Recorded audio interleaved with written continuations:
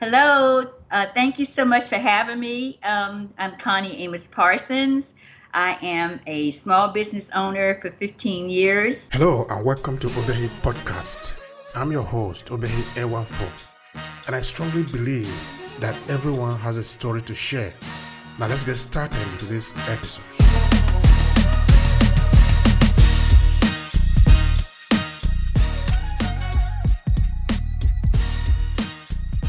I am a travel expert, which I love. I'm a mom, a grandmom of 4 boys, doing great. My family's doing wonderful. My daughter's in DMV area, and my son is in Texas. I live in Maryland, and I love it. I'm going to school, finishing up my MBA program. I have 2 more classes left, and I'm just enjoying life, running my business. I have a staff of total of 6 of us. We just enjoy working together, and I have a passion for life and a passion for learning. I'm an author of 2 books, and I'm a global speaker as well. So I'm here to talk on any topic that you would like for me to, and to be able to help anyone if they have any questions later on. All right, that's interesting. Now let's try to know you a little bit better. So, were you born in Maryland? Can you tell us a little bit about your background? Yes, I was born in Virginia, actually, so that's one state away. I lived there until 18 when I decided to go to college, and I left there and started in North Carolina in Charlotte. And after 2 years, I decided to move to Washington, D.C. To be with my family. My older brother was there, and I finished up at the University of Maryland, College Park, and then started working in the federal government. You were working in the government. So, can you tell us what exactly were you doing then when you finished your college? Do you want to share anything about that? Absolutely, I have no problem at all. I moved up, progressed from a paralegal specialist at Federal Trade Commission, and I enjoyed it very much. And then when I couldn't go any higher in my grade, I wanted a promotion. I decided to transfer and go into the program management and management analyst positions. So I got an early retirement. I was still working in my business, so I got an early retirement and decided to have my business full time. We are wedding and events planners, travel agents, and travel experts, and I get to see the world and send people on honeymoons and destination weddings. So it's a fun job. It's very, very fun and relaxing. When you say business, do you want to tell us a little bit about how you started in your business and what you do and how people can benefit from it? Yes, I had an undergrad degree in business management from University of Maryland, College Park. And I always wanted to be an entrepreneur and have my own business. My mother was an entrepreneur. She was a hairstylist, and she had her own business. And I loved what she was doing. She was very much focused, and she loved her clients and her customers, and she had a passion for what she was doing. She's deceased now. So once I retired early from the federal government, I decided that I was going to realize my dream to be like her and open up my own business. And that was 15 years ago, March 31st, 2007. I started off actually, it was bus trips and to casinos, and then I moved up to doing weddings and events and conferences. And then since 2010, I've been doing travel, specializing in sandals and beaches resorts and cruise ships. And it's just always interesting. It's always something that you can do because everybody travels. Even when they get married, they might prayerfully, they don't get married again. They stay with each other. But we also offer them, retie the knot and anniversary and birthday. So you still can go back to the same clients that you met when you did their wedding and offer them a sandals and beaches or all-inclusive vacation or a cruise. So that's the part of the job that I love doing, making people happy. When you make people happy, you also make yourself happy. Absolutely. I see the joy. I encourage them. I say, you need to do this. You need to retie your knots. You retie your vows. And well, it's called retie the knot, but I tell them they need to renew their vows. And I've got two couples. It's one is going next June. I was able to persuade them to go, and then the other one they're going in August, the 6th next month. They're the 40th anniversary, and the first one is the 20th anniversary. So I just kind of say, you got to do it. We not promised another year, another day. Go enjoy yourself and the fruits of your labor. You worked hard. You've been in your long-term marriage. Go enjoy each other. And that's how I talk to them, and they usually listen to me. That's great. That's interesting. And I want to believe that you serve a lot of people within the community. Is that correct? Yes, I do. I actually do it from my heart. I work in my church. I've always been working in my church since I was 12 years old.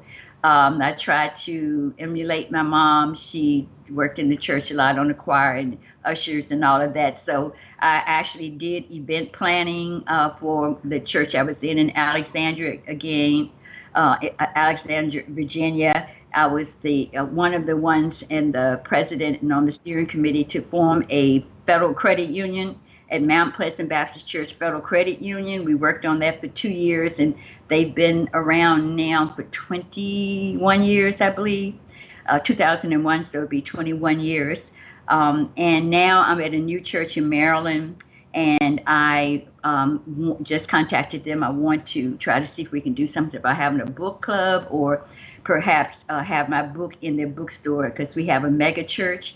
And so I'm going to be staying more on the authorship side. But yes, I enjoy that. I also have phenomenal women and men walking in our purpose. We have a breast cancer and heart walk in October to raise money for breast cancer and heart disease. I've done that 4 years. And I also, and this all volunteer. I don't get paid for it. I give all the donations to American Heart Association and breast cancer. And I also do a conference for women to empower women empowerment, which is based on my book. Once you have obstacles, how do you overcome obstacles? How do you focus and strategize? Sometimes it's just changing jobs or changing careers, or like they have now is the great resignation. They left their jobs, or they left their retail, or they left corporate America, and they're entrepreneurs now, but they may not have a business or leadership skills, or they need to grow. And that is what I love doing. Since I'm working on my MBA, business is my passion. I really enjoy it. You learn a lot about when you're majoring in business. Yeah. So what is your take on that? What is that a situation a lot of people leaving their work? A lot of people, they found their opportunity. We've all been under challenges over 2 years now, and you had to work. You worked at home strictly. We had a shutdown. We couldn't go out for 3 months, which was the reason why I decided to go back and finish my MBA, because we were actually locked down from March to June of 2020. And that was really rough on a lot of people, including myself. So I decided to put that time to use to finish up my MBA. But the great resignation is people are realizing now that they have passion for other things that they wanted to do. They may have a hobby that they are good at, or they just want to stay home with the children and be able to work from home, because they found it that they can do that now. And so a lot of people now are just deciding what to do for themselves versus going to a 9-to-5 job every day, Monday through Friday, driving in heavy traffic. They're finding alternatives now that will make them happy. And that we've seen it now. They have a lot of jobs here in the U.S. that they are not filled because a lot of people don't want to go back to work. So I'm kind of the opposite, I believe, because I've been retired for a while, but I still have my business. But I decided that I wanted to still contribute something. I'm still useful. I still have good ideas. I still have the passion in me, and I want to go back to work. And really, it's because I enjoy what I do, and I know I have contributions. Going to school with, mostly younger students. I tell everybody, I say, I'm not your average college student. And working my MBA, I tell them that, and then everybody laughs. But it let me know that I was still smart. I was able. I didn't know. I took one class at a time. I said, I'm going to take one class just to see how it is, and take it one by one. And I just fell in love with. I go to Jack Welch Management Institute for my MBA. They have 12 classes, and I'm on class 10 now. And I was thinking praying and thinking that the pandemic would be over way before I graduated. And it looks like I might, I'm finished in March. We might still have the, variant still around. So that kept my sanity too, in terms of not being by myself, because I am divorced, not being by myself, not being able to see my children as much because of the pandemic, and it kept me busy. And I really just embraced it and enjoy working with my professors. All of them have been wonderful, and working with my classmates. So I want to go back to work. I want to work in corporate, or I want to work for a innovative federal government agency like a Small Business Administration. So I feel I still have contributions to make. Absolutely. Yes. You're here because you have contribution to make, and that Yes, is very important. You invited me. Thank you. Out of all the thousands of millions of people on LinkedIn, and you selected me. I didn't know who you were, and I really appreciate it so much. You're welcome. Mm-hmm. Yeah, you're welcome. There is value in what you are doing, and that is why we are talking about it today. Thanks. All right. So when you look around you, you see people of your age, people that are probably have retired. Do you see them doing the same thing, or maybe they are okay, comfortable, not doing anything? What can you share in line with that? No, they're not doing what I'm doing. They look at me like, why do you go back to school? Why don't you retire and stay home? And it's not in my DNA. My mom worked until she was in her mid or late 70s, and she was energetic. I remember 77 was the last time I remember. She was very energetic, still exercising and doing sit-ups and all of that. And she just had a impact and influence on me. And I just wanted to be like her. She was an amazing woman, and I had a head for business. I wasn't good at being a hairstylist, because she did try to kind of train me and taught me to do it, but it didn't last very long at all because that wasn't my interest. So I told her, and she said she didn't. My mom always supported us as long as we were doing something productive, as long as we enjoyed what we were doing. And she didn't get angry with me. She just told me, she said, well, you can go back to your schoolwork, go back to your books. And that's what I did. She didn't get upset with me at all. I think I worked for her 2 weeks, and that was the best I could do. I just told her I didn't like it. And she understood. So she was always supportive of me, always supportive of her 6 children, as long as we were doing the right thing and being productive. And she taught us how to be self-sufficient. So, which is the same thing I taught to my daughter in Maryland and my son in Texas. So, yeah. All right. Talking of your mother, talking of maybe when you were growing up, I want you to take us a little journey in your young adolescent. How was the United States then? How was the country, and how was the environment you were growing up with at the time? In terms of what you were seeing. Okay. Oh, well, okay, we're going back because I'm older than I look, but we're going back. I grew up in the town, I guess I would say Lynchburg, Virginia.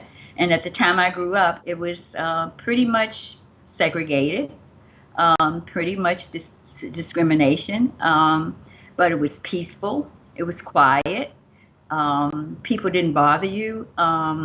We went to a school predominantly all African Americans. We had amazing teachers. All of our high school teachers had their master's degree in education, and they taught us a lot. They were kind to us. They allowed us to be who we wanted to be. They would ask us what we want to do, and whether it's going to college or the trades or in sports.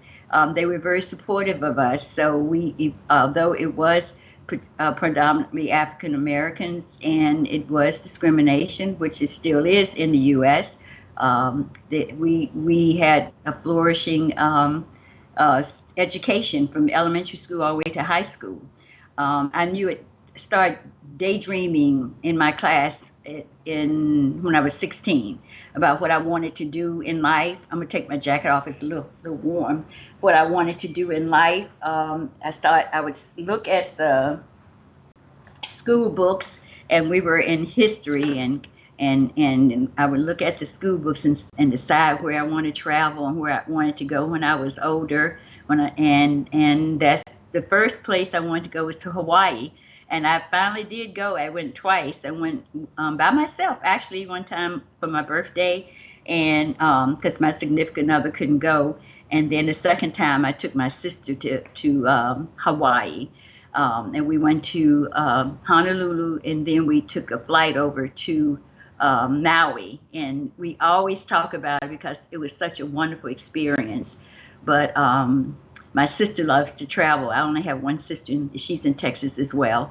But it was a wonderful experience. I didn't mentally or emotionally allow the I guess discrimination, I would call it, get to me, because I had strong parents and siblings that loved me and taught me everything. I had a good church that I went to almost every Sunday, and I had friends, and I was real involved. I was popular, but I wouldn't say the most, but I was involved in a lot of activities. So I always looked towards the future and what I wanted to do and set my goals when I was started at 16 years old. And that's how my childhood was. I had a wonderful childhood. I really did. Thank you for that. That is important. Mm-hmm. When you say discrimination and you didn't later get on your way, can you be more specific? How was it like in your time? I mean, among your friends, the people? Give us some picture. What I didn't want to get in my way, for discrimination, you could feel it, you could see it. There was divide that schools were almost all white in one school, high school, and then the other was almost all black.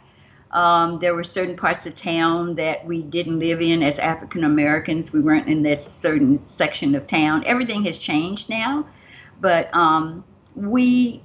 that's our friends. I mean, we never talked about it. We never talked about it because that was just the facts. That's the way life was.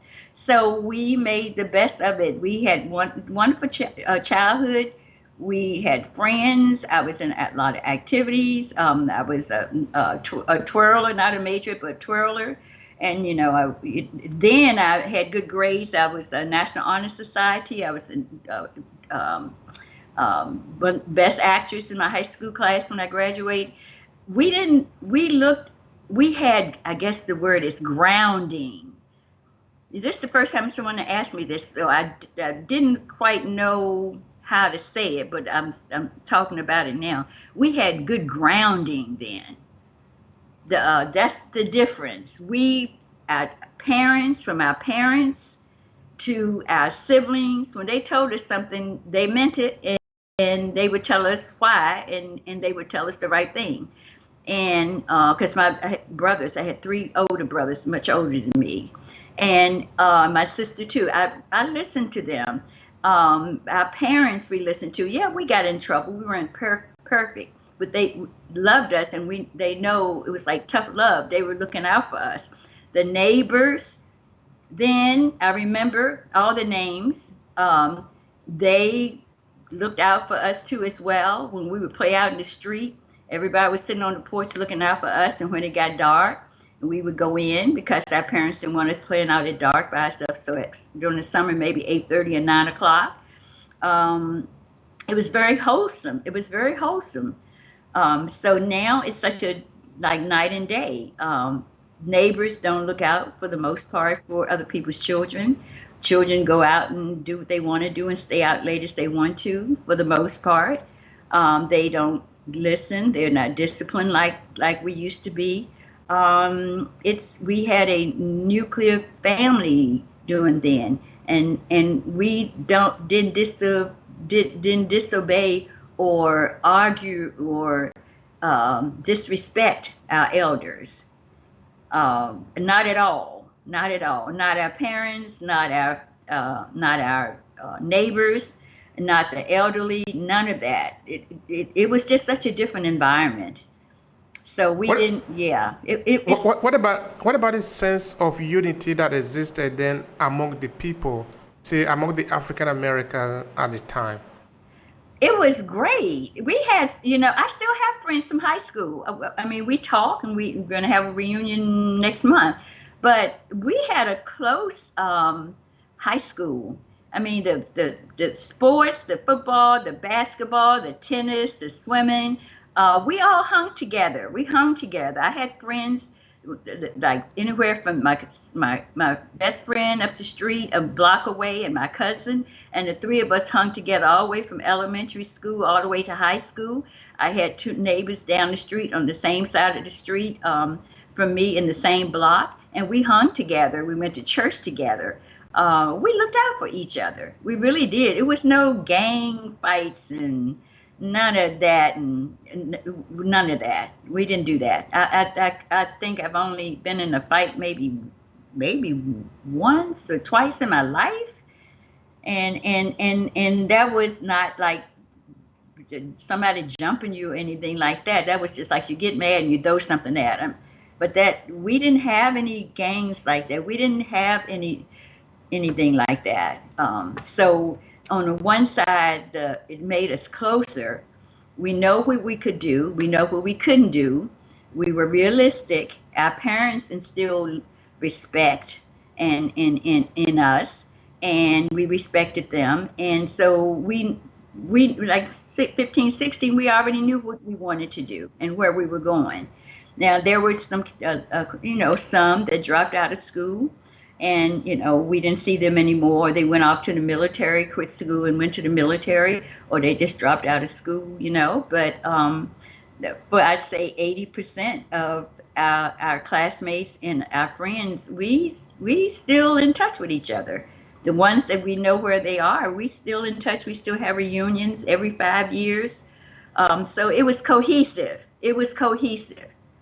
We would go down to each other's house. I remember now. See, nobody has ever asked me this. We would go down and play. My mother was at work. I would go down to my friend's house, and we'd play right on the porch, or we'd go in the house outside in the yard, and my mom would get home, and I would go up there. They didn't mind it because they know we were well-mannered and well-behaved.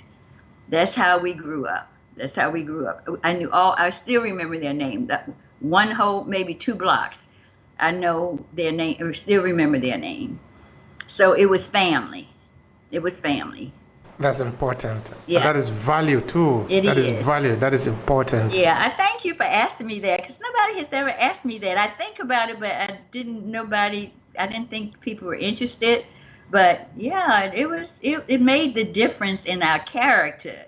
When you grow up with family and love and looking out for each other, when then you become an adult, then you know how to treat other people and then pass it on to your children.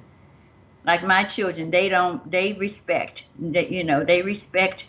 adults, elderly. They have their own home. They take care of my grandsons. I don't have to give them any money. They don't ever ask me for money.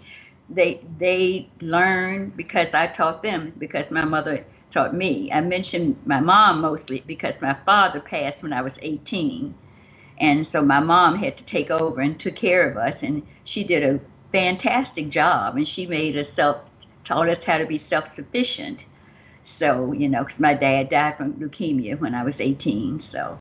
Sorry about that. Yeah, thanks. Yeah. Good man too. Yeah. So I really did had a blessed childhood. Tell me, when you were young then, what were you learning about the history of African American? Because now you are of a certain age, you can sort of lay down your history, your story for people that will be a high value because they didn't live that moment. But you, as a child then, what were you learning about the past. They taught us history, but I actually didn't get. I got a little bit of African history in high school, and I knew about Dr. Martin Luther King, and Dunbar was high school was I went to was named after Paul Laurence Dunbar, who was the poet. We learned about it, but I really didn't learn and take a Black history course until I went to college. I was a freshman in college.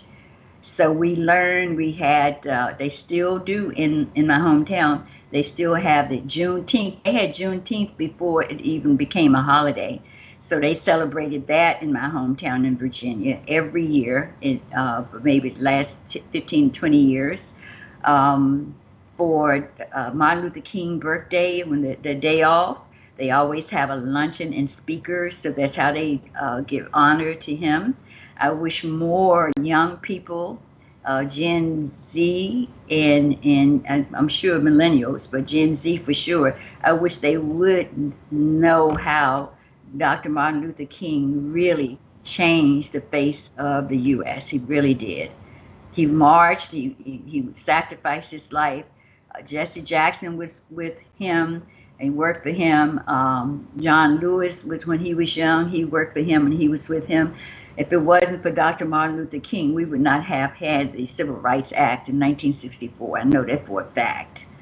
And so I wish the young people now would have the same, or some of the young people would have the same mindset, growth mindset, positive mindset, that we can't do anything unless we have unity.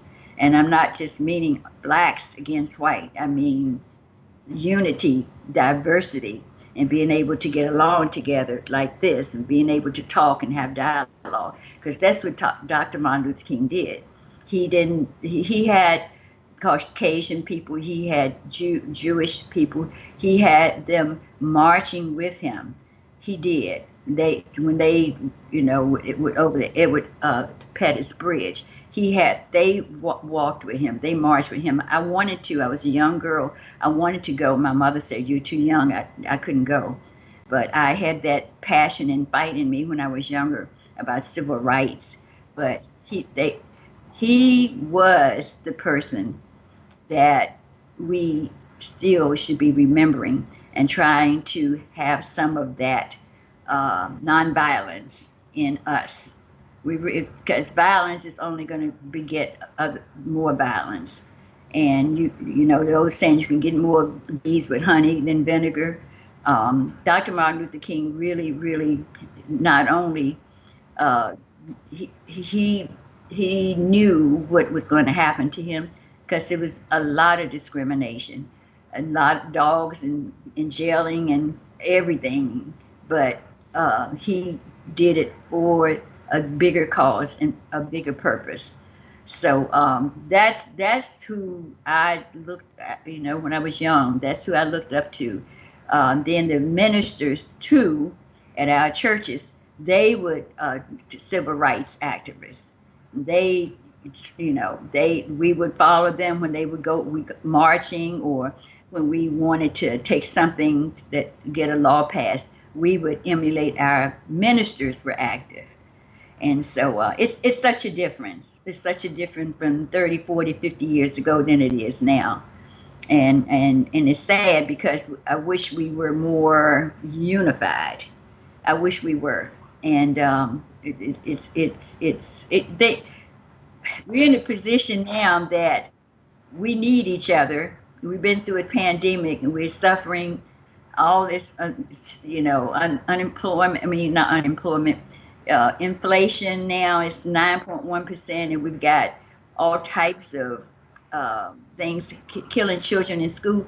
That didn't happen back then. None of that happened then. None of that happened, and that tugs at my heart. And I'm glad that my grandsons are not having been in that situation, but they can feel the anger and the divisiveness. They talk to me about it. So, but yeah. And then Nelson Mandela. I mean, I think he spent 27 years in prison. to fight for South Africa, fight for, that to me is you have to be beyond yourself in order to sacrifice yourself like that. And I just wish people now would just sit back and instead of reacting and overreacting, would just sit back and think about, strategize like they teach me at MBA. What do you do step by step to get where you want to go and to get a project done and to get a program done and a change initiative? You don't do it by force. You don't do it by fighting. You don't do it by divisiveness. You do it by talking and communicating and working with each other.